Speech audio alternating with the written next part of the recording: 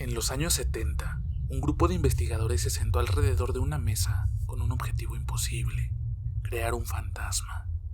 No intentaban invocar a nadie, no existía ningún espíritu al que llamar, y aún así, algo empezó a responderles. Lo más perturbador es que aquello que se manifestó era solo un producto de su propia imaginación, o eso creían.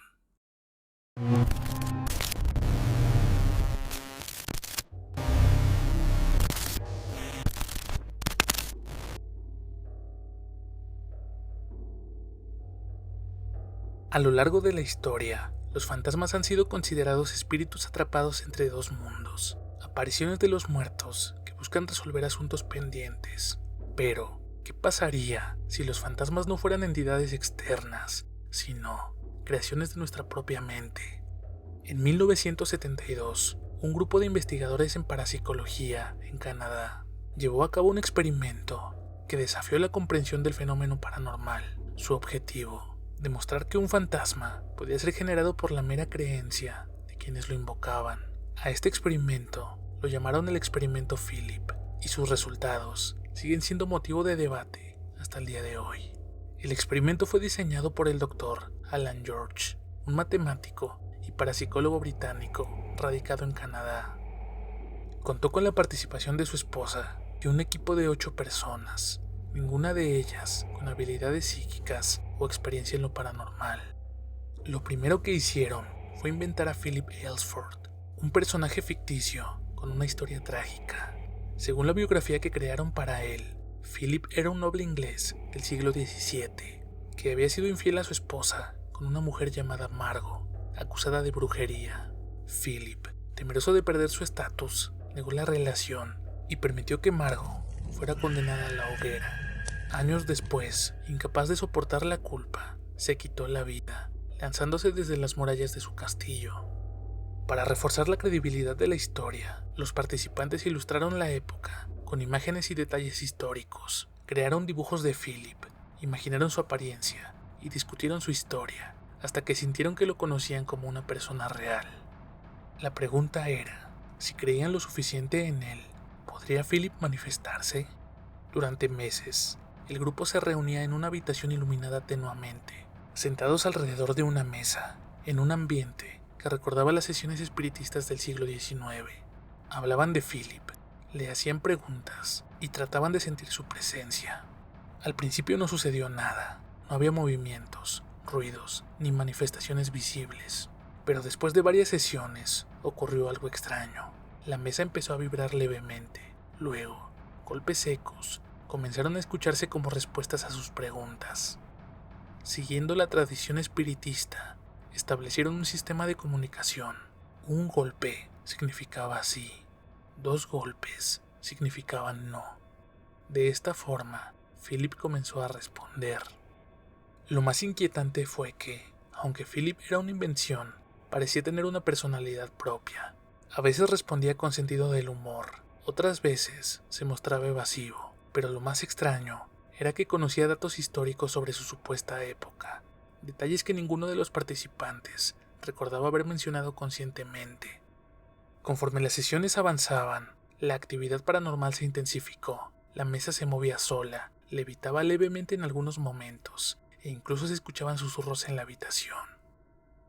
El punto culminante ocurrió cuando el experimento fue llevado a cabo en un estudio de televisión. Frente a las cámaras y con testigos presentes, la mesa se sacudió violentamente y se escucharon golpes en respuesta a las preguntas. Sin embargo, nunca se registró ninguna manifestación visual de Philip. No hubo apariciones fantasmales ni voces claras, solo los golpes y los movimientos de la mesa. Esto dejó abierta la pregunta más importante. ¿Habían contactado con un verdadero espíritu o simplemente habían creado una manifestación psíquica colectiva? El experimento Philip se convirtió en un caso emblemático dentro de la parapsicología, pero su interpretación sigue siendo debatida. Algunas teorías sugieren que lo ocurrido fue un caso de psicoquinesis involuntaria, donde la mente subconsciente de los participantes movía la mesa sin que ellos lo notaran. Es decir, el fenómeno sería real, pero no sobrenatural. Otros lo ven como un ejemplo del efecto ideomotor, el mismo principio detrás de la Ouija, donde el cuerpo realiza movimientos inconscientes guiados por la sugestión. Sin embargo, hay quienes creen que el experimento demostró que la mente humana puede dar origen a entidades con cierta independencia, lo que reforzaría la idea de que algunos fantasmas podrían ser tulpas, es decir, proyecciones mentales que adquieren una experiencia propia. ¿Fue Philip una prueba de que los fantasmas son producto de nuestra mente? ¿O es posible que, al jugar con lo paranormal, el grupo terminó invocando algo más? El experimento Philip sigue siendo un misterio sin resolver.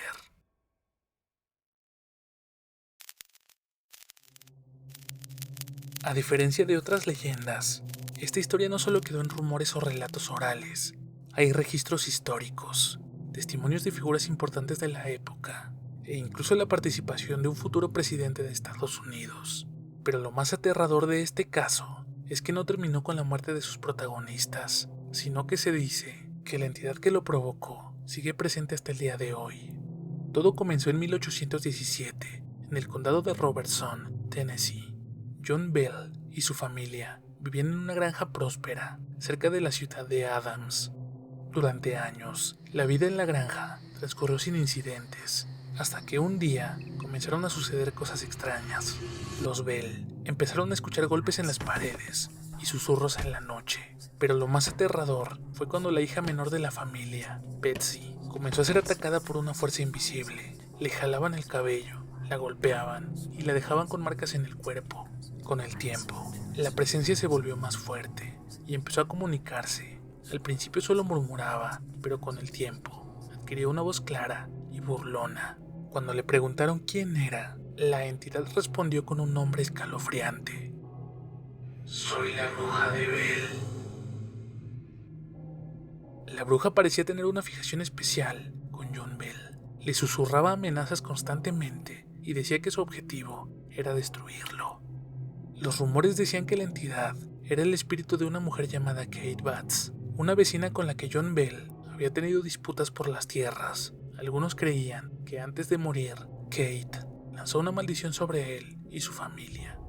La bruja se manifestaba de muchas formas, movía objetos y abría puertas por sí sola, hablaba con diferentes voces y conocía detalles que nadie más debía saber. Torturaba a Betsy, la hija de la familia, hasta hacerla perder el conocimiento. Se reía en la oscuridad y cantaba himnos religiosos con una voz profunda y burlona. El fenómeno llamó tanto la atención que la casa de los Bell comenzó a recibir visitantes, entre ellos sacerdotes, vecinos e incluso figuras militares. Uno de los momentos más famosos del caso ocurrió cuando el general Andrew Jackson, quien más tarde se convertiría en presidente de Estados Unidos, decidió visitar la granja para comprobar lo que estaba sucediendo. Jackson viajó con varios hombres, algunos de los cuales eran escépticos. Cuando llegaron a las cercanías de la propiedad, los caballos se detuvieron de repente, incapaces de avanzar, como si una fuerza invisible los retuviera. Fue entonces cuando, según testigos, se escuchó una voz que decía: «Pueden seguir, pero esta noche uno de ustedes no saldrá vivo de aquí». Los hombres de Jackson, aterrorizados, querían irse, pero él insistió en quedarse. Sin embargo, esa misma noche se escucharon gritos y golpes en el campamento. Los soldados aseguraron haber sido atacados por manos invisibles, y al día siguiente, Jackson abandonó la granja, diciendo que prefería enfrentarse a todo el ejército británico antes que a la bruja de Bell. A medida que pasaba el tiempo, John Bell comenzó a enfermar gravemente. Sus músculos se debilitaban, sufría convulsiones y apenas podía hablar. El 20 de diciembre de 1820, John Bell murió en su habitación. Cuando la familia revisó su botiquín de medicinas, encontró un frasco con un extraño líquido oscuro. Nadie en la casa lo reconocía. Para probar qué era, lo dieron a beber a un gato, y el animal murió en el acto. Fue entonces cuando la voz de la bruja resonó por toda la casa, diciendo: «Fui yo, lo maté. Ahora descansaré un tiempo, pero volveré». La entidad se mantuvo en silencio por un tiempo, pero no desapareció. Después de la muerte de John Bell, la actividad paranormal disminuyó, pero la entidad no se fue del todo. En 1828, 8 años después, la bruja supuestamente regresó y comenzó a hablar con John Bell Jr., uno de los hijos de la familia. Le dijo que el mundo entraría en tiempos de guerra y que regresaría en 107 años para anunciar el fin de los tiempos. Curiosamente, 107 años después, en 1935, comenzaron a reportarse fenómenos extraños en la misma zona. Hoy en día, la cueva Bell Witch, ubicada cerca de la antigua granja, sigue siendo un lugar de misterio. Muchos aseguran que los susurros aún se escuchan en la oscuridad y que cualquier persona que se burle de la bruja sufrirá su ira.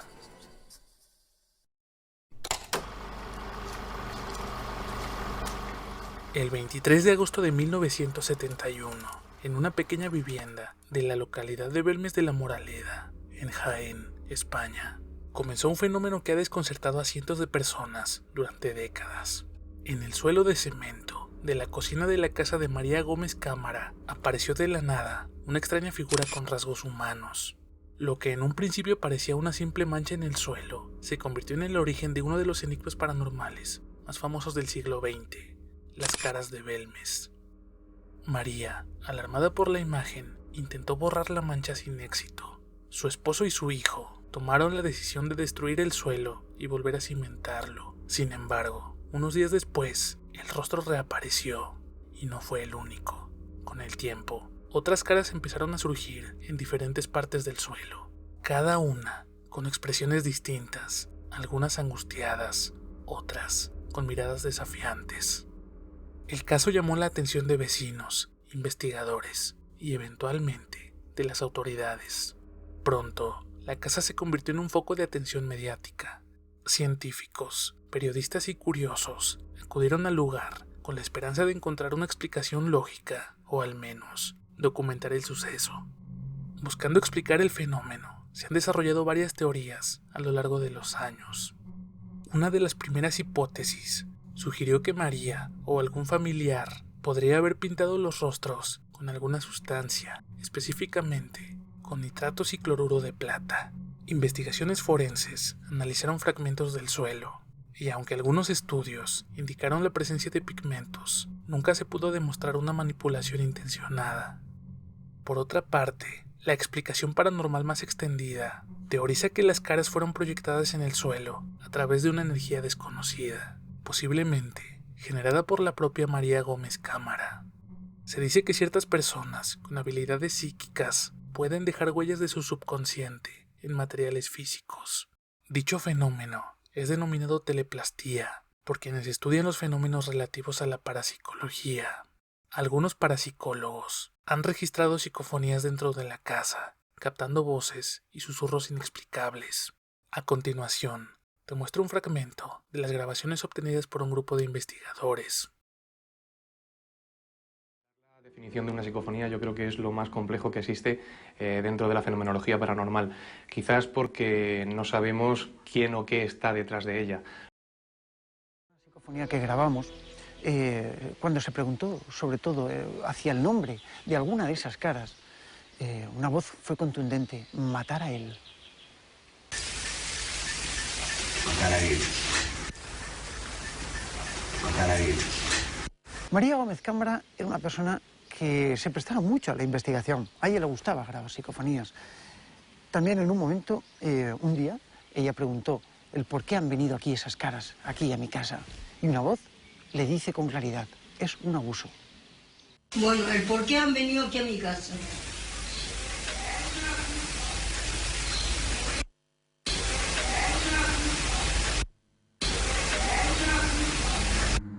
Cuando hicimos un día, cuando en una ocasión hicimos alusión a que si las caras podrían ser entes, entidades, seres del más allá, una voz dijo con claridad: almas hay.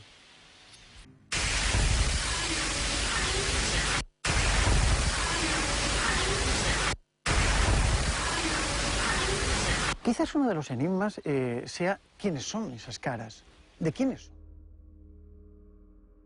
Una teoría más, basada en estudios geológicos, que demostraron que la casa estaba construida sobre un cementerio del siglo XIII, afirmaba que esto explicaría las voces que también se escuchaban en el lugar, ya que durante excavaciones en la vivienda se encontraron restos humanos bajo la casa, lo que alimentó la idea de que el fenómeno podía estar relacionado con presencias sobrenaturales.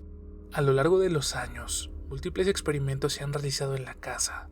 Uno de los que se hizo más conocido fue el sellado del suelo con una gruesa lámina de plástico para evitar cualquier tipo de alteración. Sorprendentemente, con el paso del tiempo, nuevas caras aparecieron, incluso debajo del plástico, descartando la posibilidad de que alguien las estuviera pintando manualmente. Con la muerte de María Gómez Cámara en 2004, el fenómeno disminuyó, pero no desapareció por completo. A pesar de los intentos de explicación científica, las caras de Belmez continúan siendo un enigma sin resolver. Hoy en día, la casa sigue siendo un punto de interés para investigadores del misterio y visitantes curiosos. Algunos afirman que el fenómeno ha disminuido, pero otros sostienen que, de vez en cuando, nuevos rostros siguen apareciendo en las paredes y el suelo de la vivienda.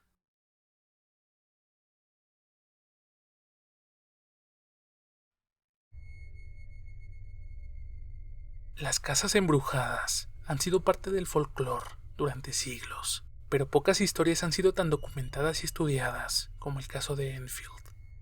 Entre 1977 y 1979, una casa común en un barrio londinense se convirtió en el epicentro de una serie de fenómenos inexplicables.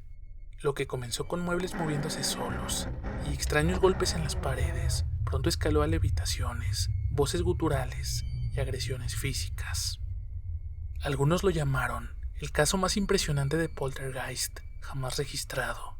Otros aseguraron que fue una farsa bien elaborada, pero incluso hoy el misterio de Enfield sigue sin resolverse.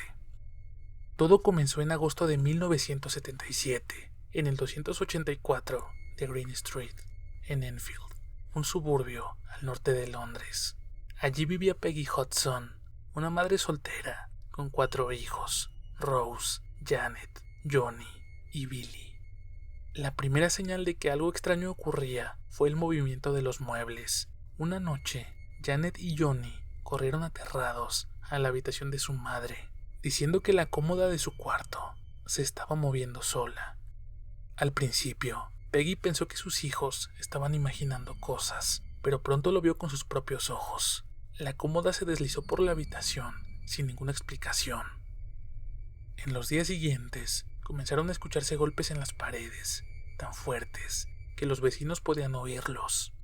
Los objetos se movían solos, sillas volcaban sin que nadie las tocara, y pequeñas sombras parecían desplazarse por los rincones de la casa. Desesperada, Peggy llamó a la policía. Una agente acudió al lugar, Caroline Hibbs. Afirmó haber presenciado un fenómeno inexplicable. Una silla en la cocina se deslizó unos metros sin que nadie la tocara, pero la policía no podía hacer nada. Lo único que le dijeron a la familia fue que contactara con la prensa. Así fue como el caso de Enfield llegó a los titulares. El periódico Daily Mirror envió a un periodista junto con un fotógrafo para documentar lo que ocurría en la casa. No tardaron en presenciar fenómenos extraños. Juguetes volaban por el aire, objetos desaparecían y golpes resonaban por toda la vivienda. Al poco tiempo, el caso atrajo la atención de la Sociedad para la Investigación Psíquica, quienes enviaron a 2 de sus miembros más experimentados, Maurice Grosse y Guy Playfair. Estos investigadores fueron testigos de cosas aterradoras. Janet, la hija de 11 años, fue vista flotando en el aire, incluso fuera de su cama. En una ocasión, un vecino aseguró haberla visto suspendida en el aire a través de la ventana de su habitación.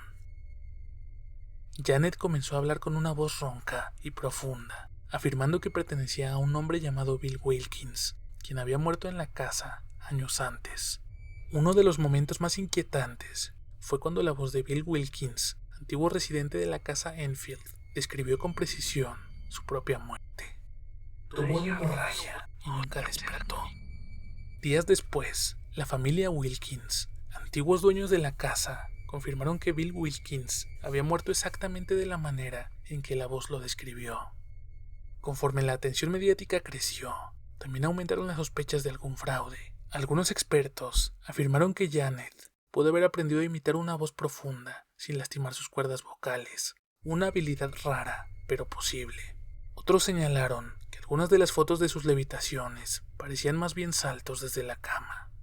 En un giro inesperado, Janet fue sorprendida en una ocasión doblando cucharas con las manos y golpeando el techo con una escoba, lo que alimentó la teoría de que parte de la actividad podría haber sido fingida. Sin embargo, incluso si hubo engaños, muchos testigos aseguran que gran parte de los fenómenos no pudieron haber sido simulados. Después de casi 2 años de terror, la actividad paranormal comenzó a disminuir. Algunos creen que la presencia de tantos investigadores debilitó la energía que alimentaba al poltergeist. Otros aseguran que la familia simplemente dejó de hablar del tema y las manifestaciones cesaron por sí solas. Lo cierto es que, aunque la casa en Green Street sigue en pie, la familia Hodgson nunca volvió a vivir allí. Janet, ya de adulta, aseguró que nunca fingió lo que ocurrió y que parte de los fenómenos continuaron atormentándola incluso después de dejar la casa. Espero que te haya gustado el video de hoy. Recuerda que cada uno implica una gran inversión de tiempo y esfuerzo para traerles contenido de calidad. Si quieres ayudarme a que el canal siga creciendo, recuerda que tu interacción dejando tu like, comentando y compartiendo los videos me ayuda mucho. Una vez más, te agradezco tu tiempo y espero seguir contando con tu apoyo. Gracias.